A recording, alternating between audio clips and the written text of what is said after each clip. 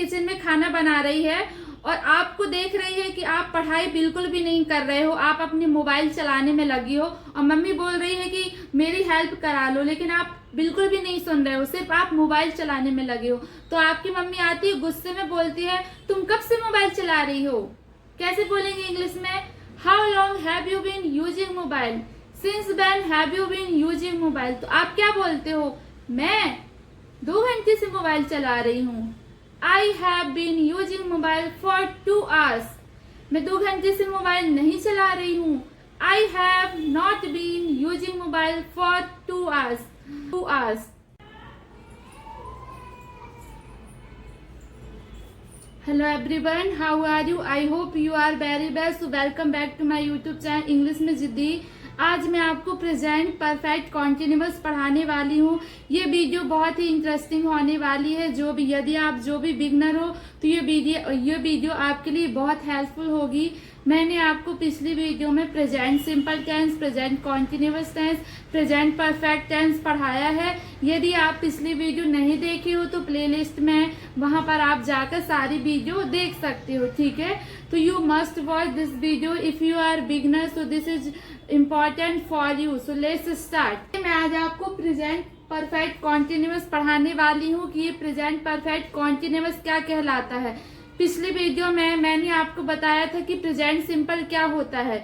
जो चीज, जो हैबिट होता है, डेली रूटीन जो भी आप करते हो वो प्रेजेंट सिंपल टेंस कहलाता है। जैसे कि मैं पढ़ती हूँ, मैं सोती हूँ, मैं खाती हूँ, मैं लिखती हूँ, ये जो भी आप एक्टिविटी डेली रूटीन जो करते हो ये प्रेजेंट सिंपल टेंस होता है। और if I talk about present continuous, तो प्रेजेंट कॉन्टिन्यूअस क्या होता है?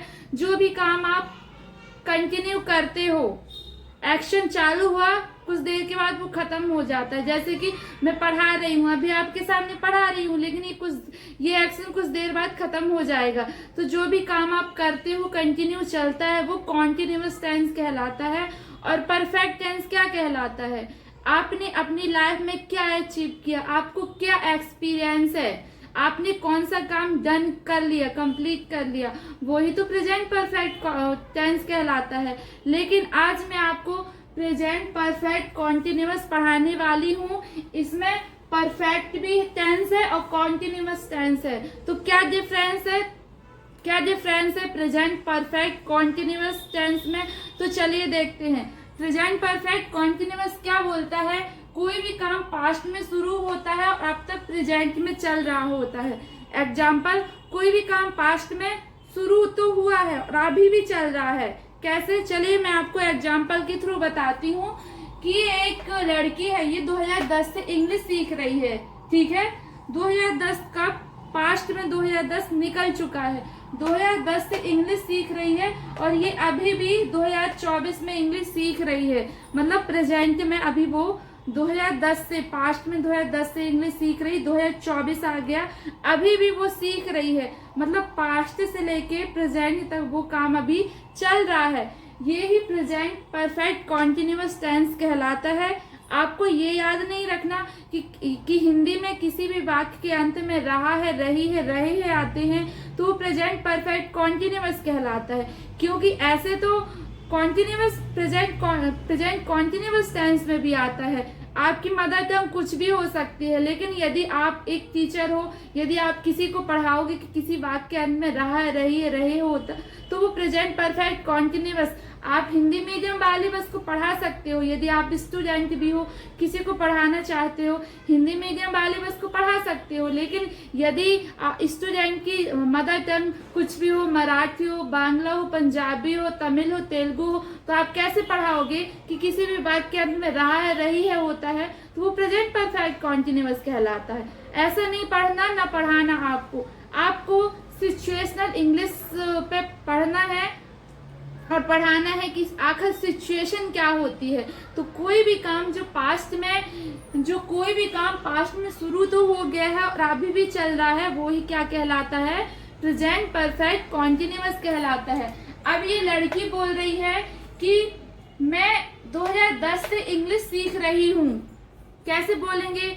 I have been learning English since 2010। इसमें सिंस और फॉर क्या होता है? चलिए देखते हैं। सबसे पहले हैज, इसमें सब्जेक्ट, यदि सब्जेक्ट सिंगल सब्जेक्ट हो, ही सी इट नेम या प्लूरल सब्जेक्ट हो, हमेशा उसके साथ हेल्पिंग वर्ब हैज बीन का यूज करते हैं। ओके, एंड यदि subject I way you they single subject हो तो उसके साथ हैव बीन का यूज करते हैं। कैसे? जैसे कि बोलना हो वह 2010 से पढ़ रहा है, ही इज रीडिंग सिंस 2010। हम 2010 से पढ़ा रहे हैं, we have been teaching since 2010। अब आप सोच रहे हो कि ये सिंस और फॉर क्या होता है। चलिए सबसे पहले देखते हैं कि इसका स्ट्रक्चर क्या होता है। Subject has have been verb की फोर्थ फॉर्म, जो वर्ब होता है फोर्थ फॉर्म क्या कहलाता है। फोर्थ फॉर्म मतलब वर्ब की फर्स्ट फॉर्म में उसमें आईएनजी लगा देते हैं, वही फोर्थ फॉर्म कहलाता है। जैसे कि फर्स्ट टीच मतलब पढ़ाना, first form teach, taught, taught, teaching, fourth form ING. जैसे पढ़ना रीड, इसका फोर्थ फॉर्म क्या हो जाएगा, रीडिंग हो जाएगा। ठीक है, और सिंस फॉर का यूज कब करते हैं, अभी मैं आपको सिंस का यूज डिटेल में बता रही हूँ, इसके बाद मैं आपको फॉर का यूज पढ़ाऊंगी। ओके, सिंस का यूज कब करते हैं, जब कोई भी टाइम निश्चय होता है उसके लिए हमेशा सिंस का यूज करते हैं। फॉर का यूज कब करते हैं, जब अनिश्चित टाइम होता है उसके लिए फॉर का यूज करते हैं। कैसे, चलिए देखते हैं। निश्चित समय के लिए सिंस का यूज करते हैं। जैसे कि आप बोलोगे कि 2014 से, 15 मार्च से, सोमवार से, 10 बजे से, ये परफेक्ट टाइम है ना कि हाँ 2010 यानी 2010, 15 मार्च यानी 15 मार्च, सोमवार यानी सोमवार, 10 बजे यानी 10 बजे। तो ये जो टाइम फिक्स होता है उसके लिए हमेशा प्रेजेंट परफेक्ट कॉन्टिन्यूअस में सिंस का यूज करते हैं। यदि आपको बोलना हो, मैं एग्जांपल के थ्रू पहले आपको बताती हूँ सिंस का यूज कब करते हैं। डे के लिए करते हैं, चाहे वो संडे हो, मंडे हो, ट्यूसडे, वेडनेसडे, कोई भी डे हो उसके लिए सिंस का यूज करते हैं। मंथ हो, जैसे कि जनवरी, फरवरी, मार्च, कुछ भी मंथ हो सकता है। ईयर हो जैसे कि 1998, 2020, 2024, 2025, ईयर के लिए सिंस का यूज करते हैं। क्लॉक, टाइम के लिए करते हैं, जैसे कि 5 o'clock, 6 o'clock, 7 o'clock, टाइम के लिए करते हैं सिंस का use. Okay, yesterday, last week, यदि बोलना हो कि yesterday, last week, last Monday, last month, last Monday, तो उसके लिए भी सिंस का यूज करते हैं। सीजन के लिए करते हैं, जैसे कि समर हो गया, जैसे मैं गर्मियों से इंग्लिश सीख रही हूँ, इसके लिए सिंस का यूज करते हैं। मॉर्निंग, जैसे फेस्टिवल से हो गया, जैसे कि होली से, दिवाली से, एनी फेस्टिवल। जैसे मैं दिवाली से पढ़ा रही हूँ, I have been teaching since Diwali.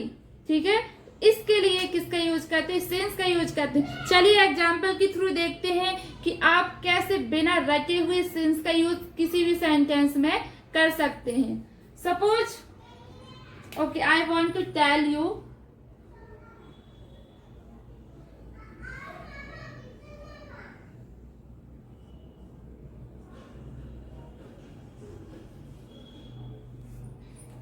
ये फ्रेंड आपस में बात कर रहे हैं।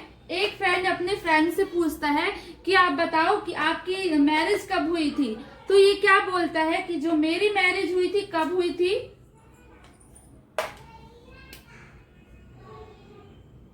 2020 को 1 दिसंबर, 2020 को 1 दिसंबर मंडे को 7 AM में हुई थी। इसने क्या हुआ कि एक दिन दो फ्रेंड आपस में बात कर रहे थे। एक फ्रेंड दूसरे फ्रेंड से बोलता है कि आपकी मैरिज कब हुई थी। तो वो फ्रेंड बोलता है कि जो मेरी मैरिज 2020 1 दिसंबर मंडे 7 AM में हुई थी। तो ये आपको इतना सारा याद करने की नीड ही नहीं है, आप सिर्फ इस ट्रिक से याद कर सकते हो। 2020 ये निश्चित समय है, जब 2020 ये निश्चित समय है, ईयर बताने के लिए वहां सिंस का यूज करते हैं। कब हुई थी, दिसंबर में हुई थी, दिसंबर में 1 दिसंबर को हुई थी, ये भी निश्चित समय है।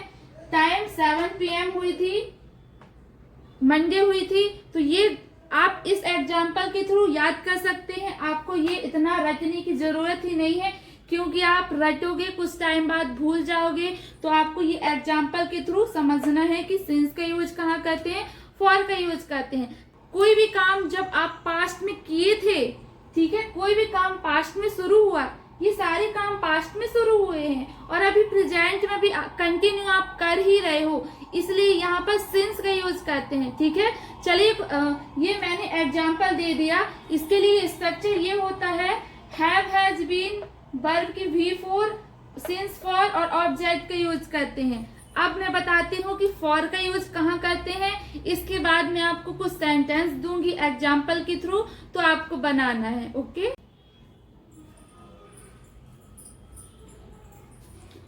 मैंने सिंस का यूज आपको बता दिया। फॉर का यूज कब करते हैं, चलिए देखते हैं। फॉर का यूज कब करते हैं, जिसको आप काउंट कर सकते हो, जो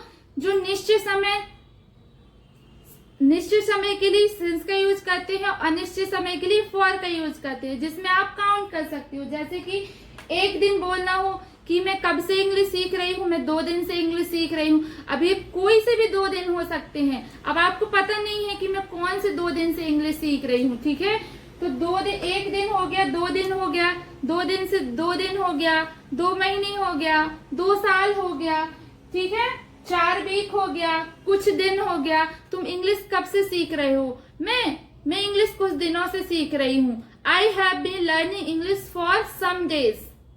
जब निश्चित समय नहीं होता, जब अनिश्चित समय होता है, उसके लिए हमेशा फॉर का यूज करते हैं। चलिए एग्जाम्पल के थ्रू बताते हैं। ये मैंने आपको सिंस का एग्जाम्पल दिया था कि 2 फ्रेंड आपस में बात कर रहे थे। तो एक फ्रेंड ने पूछा कि तुम्हारी मैरिज कब हुई थी, तो उसने बोला 2020 1 दिसंबर मंडे 7 AM, ये फिक्स टाइम है। तो यहाँ पर आपने सिंस का यूज किया। लेकिन जब अनिश्चित टाइम हो तो वहां पर फॉर का यूज करते। कैसे, इसने तो पूछ लिया कब हुई थी, अब ये पूछता है कितने दिन हो गए।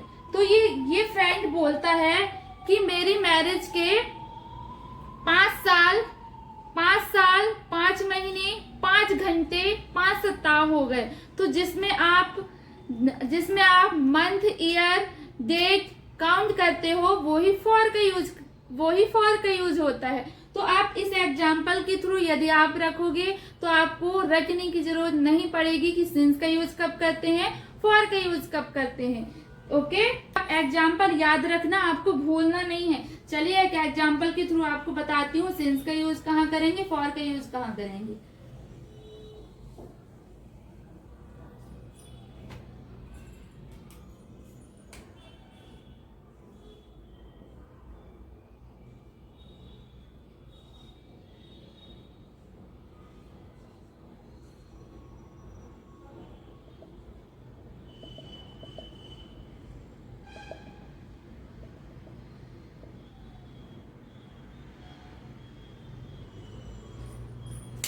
अगर इस एग्जाम्पल के थ्रू यदि आप समझोगे तो आप कभी भी नहीं बोलोगे कि सिंस का यूज कब करना है। आप कुछ भी एग्जाम्पल, आप कुछ भी कोई सा भी टेंस पढ़ो, सिर्फ आपको एग्जाम्पल के थ्रू उसको डिस्क्राइब करना है कि कैसे हम इसको कभी भी नहीं बोल सकते हैं। तो चलिए एग्जाम्पल देखते हैं। यहाँ 2 फ्रेंड, एक फ्रेंड दूसरे फ्रेंड का वेट कर रहा है कि मुझे कॉलेज जाना है। ये एक फ्रेंड बस स्टैंड में पहुंच चुका है। ये दूसरा फ्रेंड ये फ्रेंड क्या है, ये अभी अपने घर पे मेकअप कर रहा है। ठीक है, ये फ्रेंड इसको कॉल करता है कि तुम अभी तक क्यों नहीं पहुंचे हो, मैं तुम्हारा 1 घंटे से वेट कर रहा हूँ। इसको इंग्लिश में कैसे बोलेंगे, यहाँ सिंस आएगा कि फॉर आएगा, बताइए आप। मैं तुम्हारा 1 घंटे से वेट कर रहा हूँ। Been waiting for you for 1 hour, क्योंकि ये अनिश्चित समय है, इसलिए यहाँ पर किसका यूज करेंगे, फॉर का यूज करेंगे। तो आपको ध्यान देना है। जैसे कि I want to share with you another example. I want to share with you another example. क्या हुआ कि एक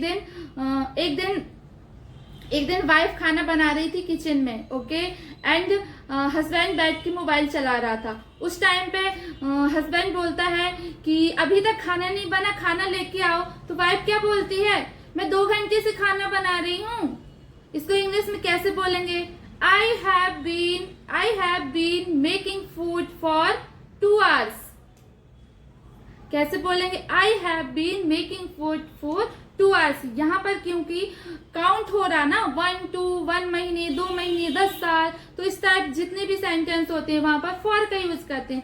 चलिए मैं आपको एक और एग्जाम्पल के थ्रू समझाती हूँ. आप इससे ना जाने कितने सारे सेंटेंस बना सकते हो. मैं कुछ दिनों से इंग्लिश सीख रही हूँ. I have been learning English for some day. क्यों यहाँ पर for क्यों आया? क्योंकि आपको पता ही नहीं है कि मैं कब से कितने दिनों से सीख रही हूँ. मैंने क्या बोला? मैं कुछ दिनों से सीख रही हूँ, इसलिए यहाँ पर for का यूज होगा.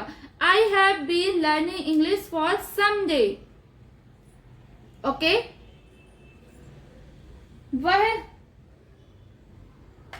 वह 2 घंटे से सो रही है. वह 2 घंटे से सो रही है. She has been sleeping for 2 hours. वह 2010 से सो रही है. कैसे बोलेंगे? वह 2010 से पढ़ रही है. She has been studying since 2010. Okay. वह 15 मार्च से कॉलेज जा रही है. She has been going to college since 15 March. क्योंकि यहाँ पर निश्चित समय है, इसलिए since का यूज करेंगे. He, she, it, name या प्लूरल सब्जेक्ट हो has been का यूज करते हैं. I, we, you, they singular subject हो वहां पर have been का यूज करते हैं. चलिए अब इसका निगेटिव टेंस बनाते हैं. निगेटिव सेंटेंस क्या होता है, इंट्रोगेटिव क्या होता है, WH क्या होता है. चलिए कुछ एग्जाम्पल के थ्रू समझते हैं. आप इसका स्क्रीनशॉट ले लेना, क्योंकि ये बहुत ही इंपॉर्टेंट है कि सिंस का यूज कब करते हैं, फॉर का यूज कहाँ करते हैं.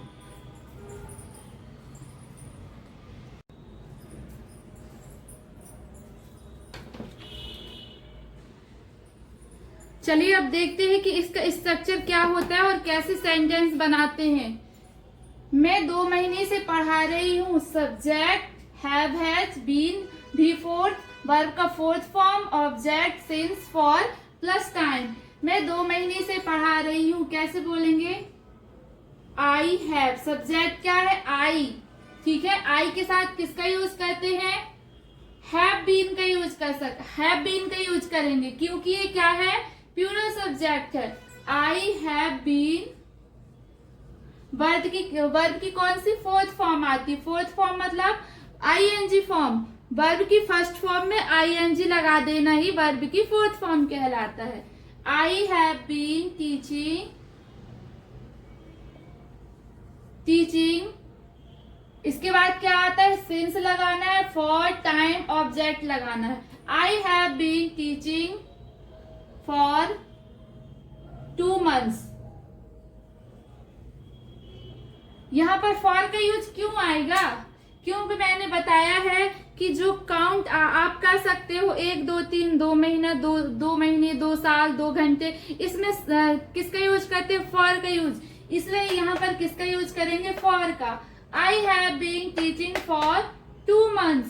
मैं 2 महीने से पढ़ा रही हूँ. वह 2 महीने से पढ़ा रही है.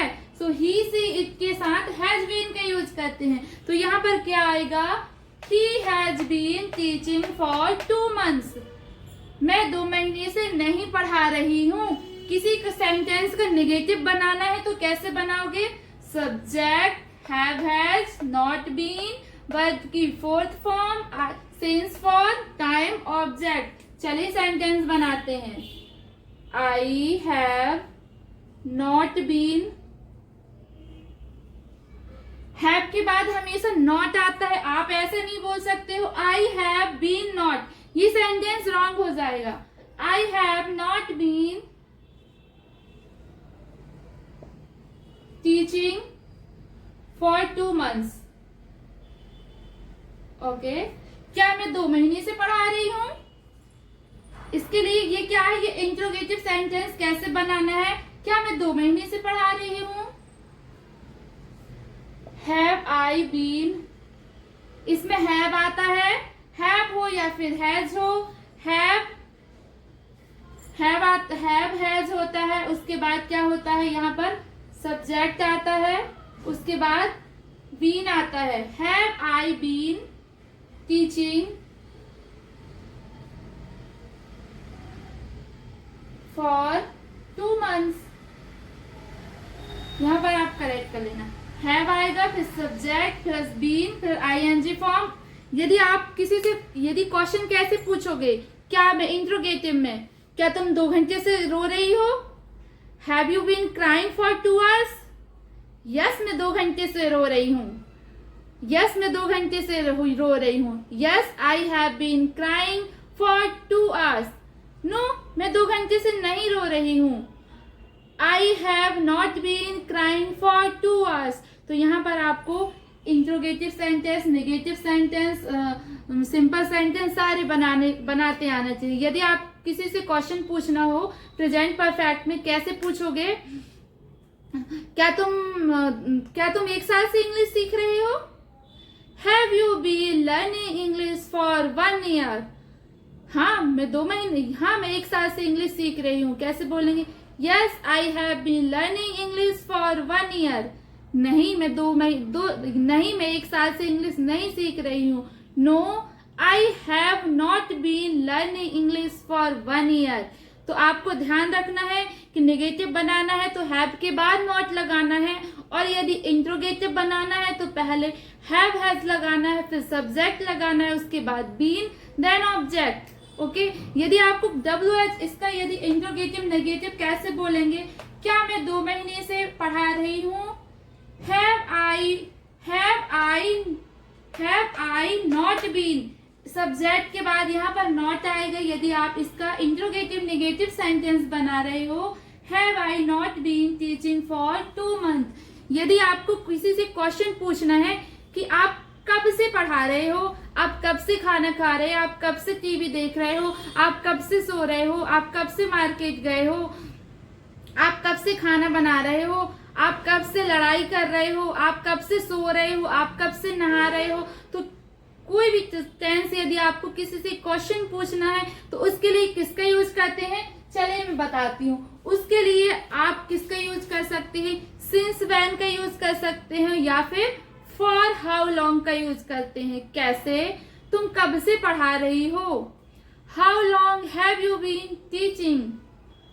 For long have you been teaching. आप बोल सकते हो, यदि आपको किसी से भी क्वेश्चन करना है, तुम कब से पढ़ा रहे हो, 2 टाइप से बोल सकते हो।